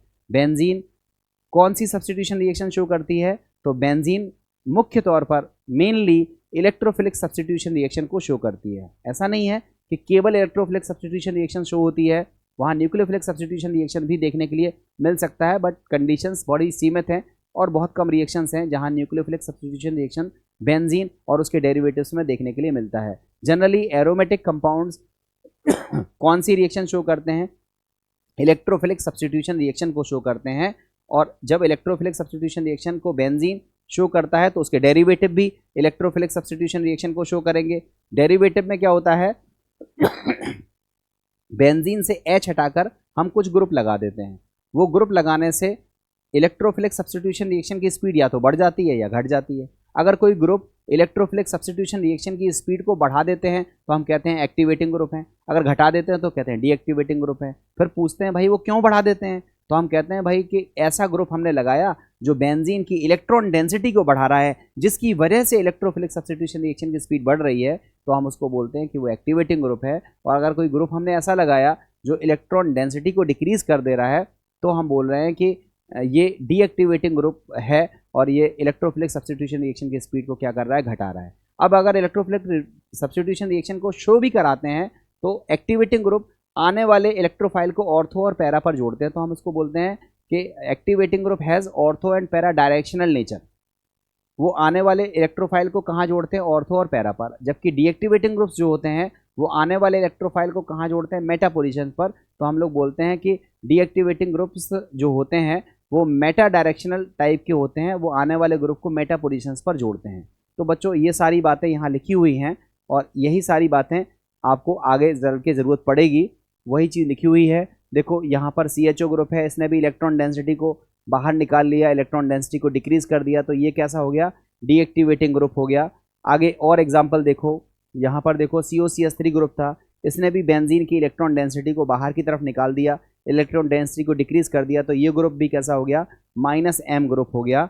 और -M ग्रुप होने की वजह से देखो लिखा है due to -M effect electron density decreases in whole ring specially at ortho and para position. Ortho और पैरा पर इलेक्ट्रॉन डेंसिटी जरूरत से ज़्यादा घट जाती है। इवन देखो ऑर्थो पर प्लस आ गया, पैरा पर प्लस आ गया, ऑर्थो पर प्लस और मेटा पर पैरा पर प्लस आने का मतलब है ऑर्थो और पैरा पर इलेक्ट्रॉन डेंसिटी बहुत ज़्यादा घट गई, मेटा पर कुछ नहीं आ रहा है। तो मेटा पर इलेक्ट्रॉन डेंसिटी मेंटेन रहती है, जितनी कुछ भी है उतनी रहेगी। इसलिए आने वाला इलेक्ट्रोफाइल कहाँ अटैक करता है, मेटा पोजीशंस पर, स्पेशली डीएक्टिवेटिंग ग्रुप्स में। ठीक है, और कुछ ग्रुप्स की हमने -M पावर लिखा हुआ है।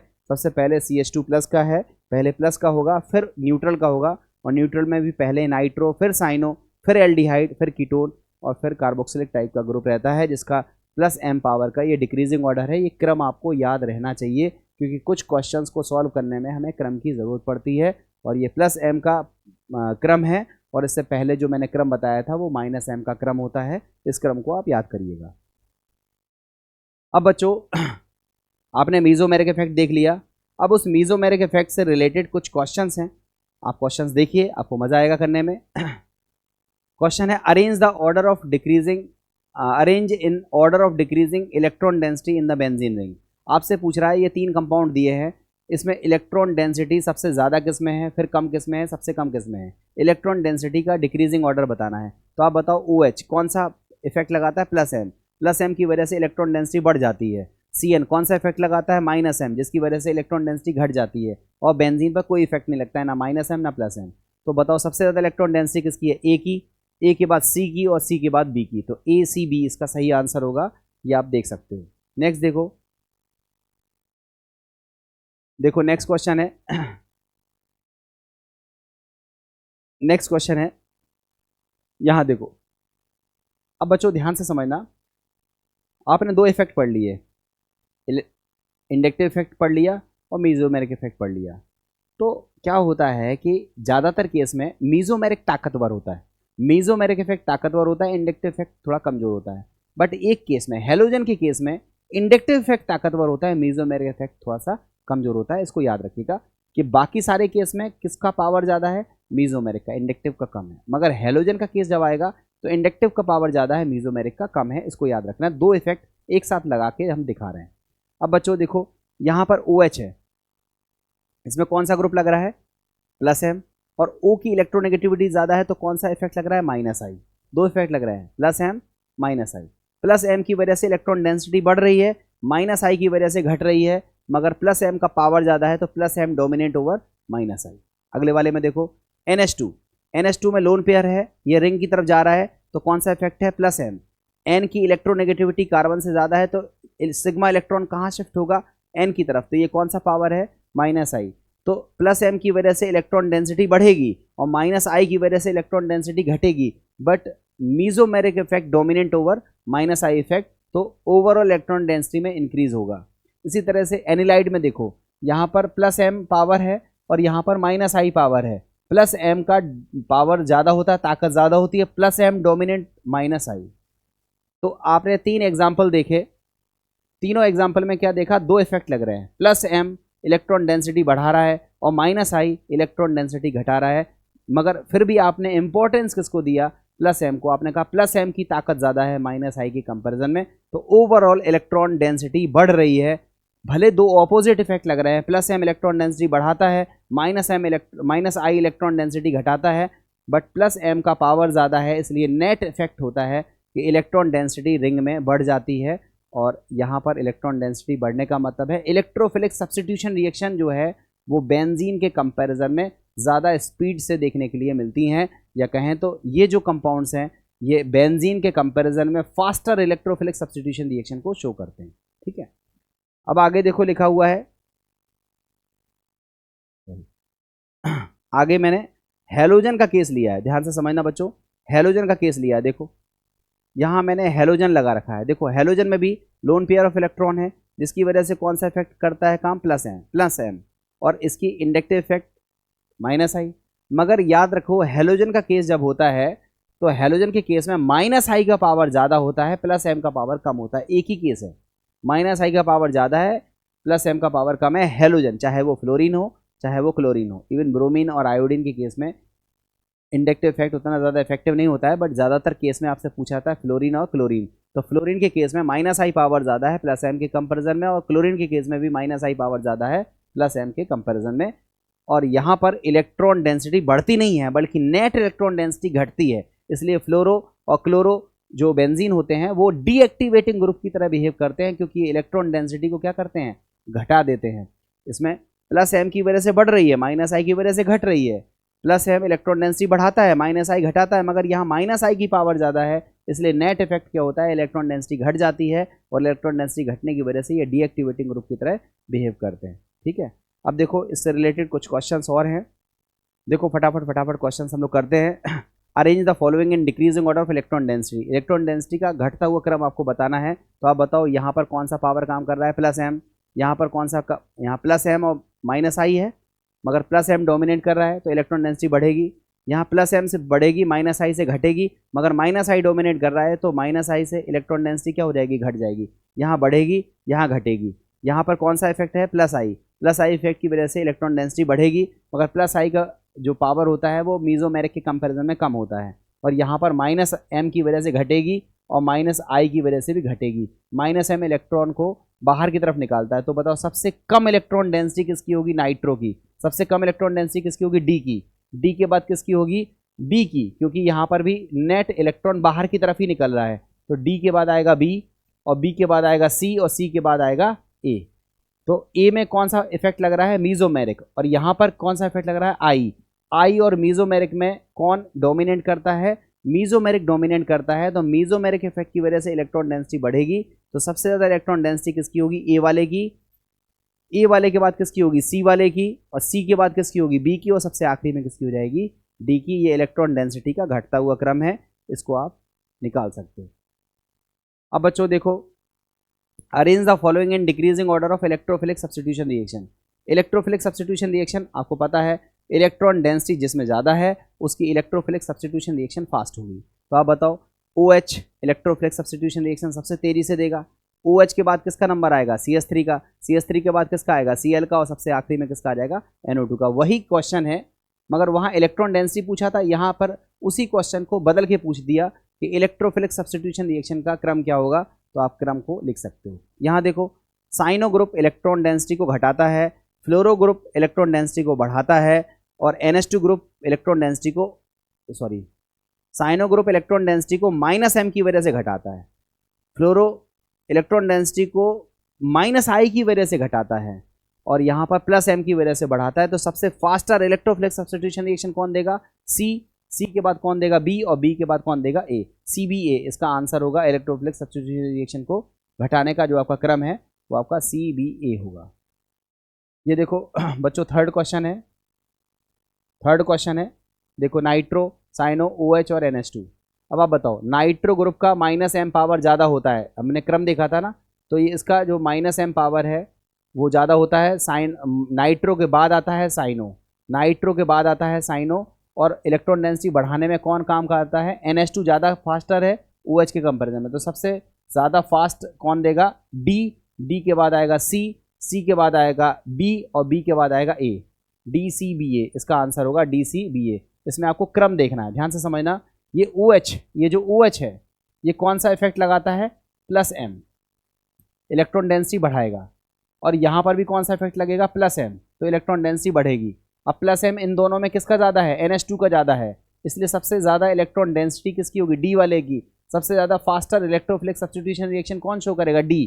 पहले डी, फिर आएगा सी। अब यहाँ देखो, ये कौन सा इफेक्ट लगाएगा, माइनस एम। ये वाला कौन सा लगाएगा, माइनस एम। ये इलेक्ट्रॉन डेंसिटी को घटाएगा। ज़्यादा घटाने का काम कौन करेगा, NO2। कम घटाने का काम कौन करेगा, CN। तो पहले डी की रिएक्शन होगी, फिर सी का नंबर आएगा, फिर बी का आएगा, फिर ए का आएगा, तो डी सी बी ए इसका सही आंसर होगा। इस तरह से ये क्वेश्चंस करने हैं आपको। बच्चों एक दो क्वेश्चंस और हैं, इसको भी देख लो। यहाँ देखो CH2 माइनस है, CHO है, Cl है, OCH3 है। आपको पता है CHO कैसा ग्रुप होता है, CHO सॉरी ये जो हमारा CHO है ये कैसा ग्रुप है, तो आप बोलोगे सर ये -M है। ये Cl ग्रुप कैसा है, तो आप बोलोगे सर ये +M है और -I है। इसमें डोमिनेट कौन करता है, -I। ये OCH3 ग्रुप कैसा ग्रुप है, +M है। तो और यहाँ पर OCH3 जो है माइनस चार्ज है, तो ये भी कैसा ग्रुप है, ये भी कैसा ग्रुप है, ये +M ग्रुप है। इसका +M पावर सबसे ज़्यादा होता है, तो सबसे फास्टर रिएक्शन कौन देगा, ए। सबसे फास्टर रिएक्शन कौन देगा, ए के बाद किसका नंबर आएगा, डी का। ए के बाद किसका आएगा, डी का। अब इसमें -I की वजह से घट रहा है, इसमें -M की वजह से घट रहा है, -I का पावर कम होता है, तो फिर नंबर आएगा सी का, और सी के बाद किसका आएगा, बी का। ये इलेक्ट्रोफिलिक सब्स्टिट्यूशन रिएक्शन का घटता हुआ क्रम हो जाएगा। इस तरह से आपको क्वेश्चंस करने हैं। बच्चों यहाँ देखो ये क्वेश्चन है, ये अच्छा क्वेश्चन है, आपको याद भी रखना चाहिए। ये क्वेश्चन गलत कर देते हो आप लोग। यहाँ OH है, यहाँ फ्लोरो है, यहाँ क्लोरो है, तो आपको पता है सबसे फास्ट रिएक्शन कौन देगा, OH। ये तो मेसोमेरिक इफेक्ट की वजह से देगा, तो सबसे फास्ट कौन होगा, ए। अब गलती कहाँ होती है, ए के बाद अपन लोग क्या सोचते हैं कि F के केस में -I का पावर ज़्यादा है Cl के कंपैरिजन में। ध्यान से समझना, F के केस में अपन लोग समझते हैं, देखो दो केस हैं, एक इफेक्ट लग रहा है इसमें, एक लग रहा है इसमें +M और एक लग रहा है -I। यहाँ पर भी कौन सा लग रहा है, +M और -I। हम लोग क्या सोचते हैं कि F का -I पावर ज़्यादा है, जिसकी वजह से इलेक्ट्रॉन डेंसिटी इसमें कम हो जाती है, इसमें थोड़ी सी ज़्यादा रहती है। तो हम लोग क्रम क्या लगाते हैं, ए के बाद सी के बाद बी, ए के बाद सी के बाद बी, जो कि होता है गलत।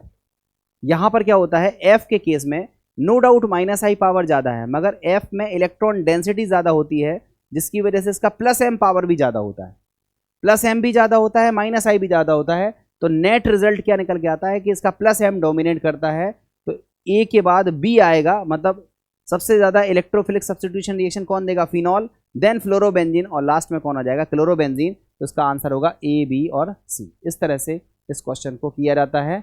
बाकी डिटेल लिखी हुई है, इसको आप कर सकते हो। बच्चों थोड़ा सा फास्ट लेना पड़ रहा है, क्योंकि बहुत सारे क्वेश्चंस हैं और इन क्वेश्चंस को करने के लिए बहुत सारा समय चाहिए। बट हमारे पास ये GOC का लास्ट लेक्चर है, अब हम इसके बाद GOC को आगे कंटिन्यू नहीं कर पाएंगे। जो कुछ भी हमारा GOC में पार्ट रह जाता है वो हम आगे के टॉपिक में कवर करने की कोशिश करेंगे, या एक आध क्लास और बना देंगे जिसमें हम GOC को और थोड़ा सा कवर कर देंगे। बच्चों हमें लगता है कि बहुत लंबा पार्ट हमने आपका कवर कर दिया है। अब आज की क्लास को हम यहीं ओवर कर रहे हैं, एक क्लास और मैं बना दूंगा GOC की। कहीं ना कहीं हम अपने टॉपिक से बियॉन्ड जा रहे हैं, बट ये टॉपिक यहाँ हमने अगर ज़्यादा पढ़ लिया है तो आगे की क्लासों में हम इस टॉपिक को थोड़ा सा कंट्रोल कर लेंगे, और आगे के टॉपिक को थोड़ा सा कम भी पढ़ेंगे तो भी आपको बहुत अच्छा समझ में आ जाएगा। मैंने अपने पूरी कोशिश करके आपको ये पूरा टॉपिक अच्छे तरीके से क्लियर किया है। अगर आप लोग अच्छे से क्वेश्चंस करोगे तो आपको क्वेश्चंस बहुत अच्छे लगेंगे, केमिस्ट्री में इंटरेस्ट बनेगा।